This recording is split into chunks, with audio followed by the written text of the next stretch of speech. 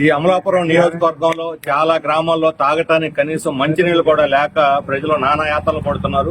ఇంటింటికి పైపు అన్నారు, పైపులు వేశారు, కానీ ఆ నీళ్లు మాత్రం ఒక అరగంట 20 నిమిషాలు ఇస్తారు. వచ్చే నీళ్లు ఎలా ఉంటున్నాయి, పూర్తి కలుషితమైనటువంటి నీళ్లు. చాలా ఈ నీళ్లు తాగితే లేని జబ్బులు కూడా వస్తాయి. వీళ్ళు అల్లల్లాడిపోతున్నా సరే పట్టించుకోవట్లేదు. ఎమ్మెల్యే గారిని అడిగితే ఇంక వేరే ప్రత్యామ్నాయం లేదు, అవే సర్దుకోండి అని చెప్పి అంటున్నారు. నేను విజ్ఞప్తి చేస్తున్నానంటే మన రాష్ట్ర గ్రామీణాభివృద్ధి పంచాయతీరాజ్ శాఖ మార్చులు రాష్ట్ర ఉప ముఖ్యమంత్రి పవన్ కళ్యాణ్ గారు ఈ నియోజకవర్గం పర్యటించి ప్రజల బాధలు విని ప్రతి గ్రామానికి ఆరోగ్యవంతమైనటువంటి పరిశుభ్రమైనటువంటి మంచినీళ్లు సరఫరా చేయడం అనేది వారి బాధ్యత. దానికి అత్యంత ప్రాధాన్యత దీన్ని పరిష్కరించాలి.